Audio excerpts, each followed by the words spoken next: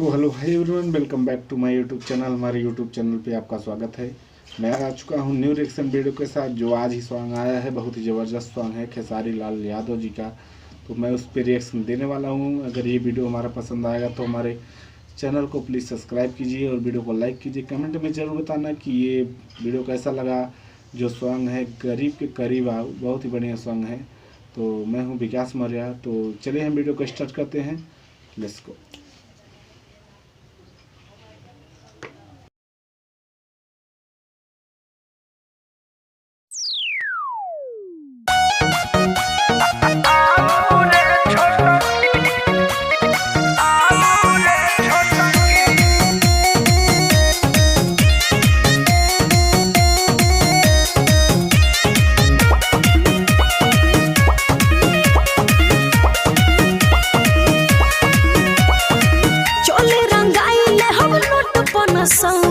सौदा पसंद बतायस करी रहुआ सारा रा रा रा रा रा रा रा रा रा रा रा रा रा रा रा एचबीजी सारा रा रा भाई बा खिलाड़ी बा 500,000 से हम कम नहीं करब, आ जदी नहीं देब तो हम 100 नाम धरब। बोला हई रे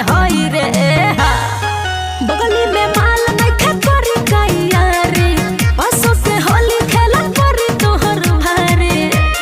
सभे डाली बाल्टी से हम लाइन लटकी हे गरीबो के करीब तानी आओ रे छोटकी।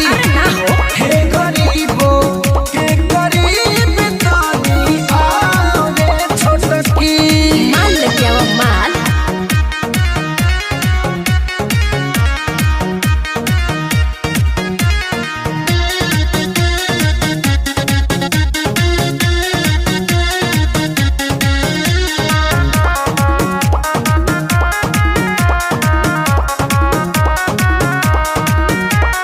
सबके तो बस भगवान के ढापना।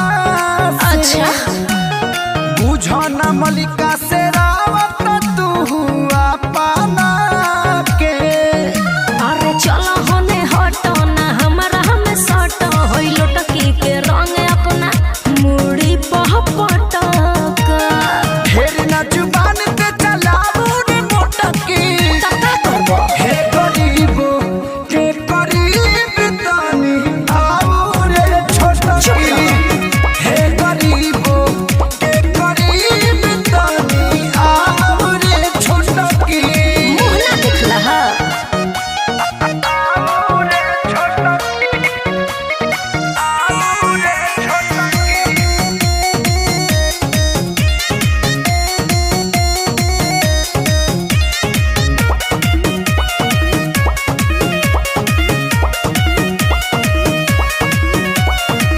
ले हम कबो नगद याजू दे दे उधार।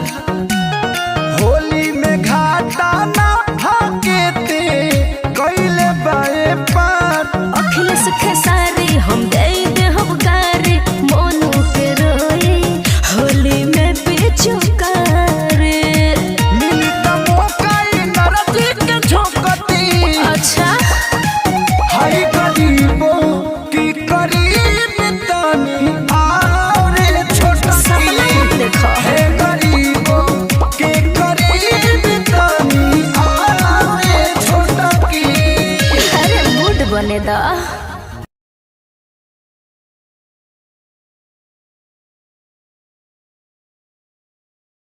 वीडियो हमारा पसंद आए तो हमारे चैनल को प्लीज़ सब्सक्राइब कीजिए और वीडियो को लाइक कीजिए। कमेंट में ज़रूर बताना कि हमारा वीडियो कैसा लगा। तो अगर जिस वीडियो पर रिएक्शन करवाना है तो कमेंट में लिख देना, हम उस पर रिएक्शन कर देंगे। चलिए मिलते हैं नेक्स्ट वीडियो में। नमस्कार, प्रणाम।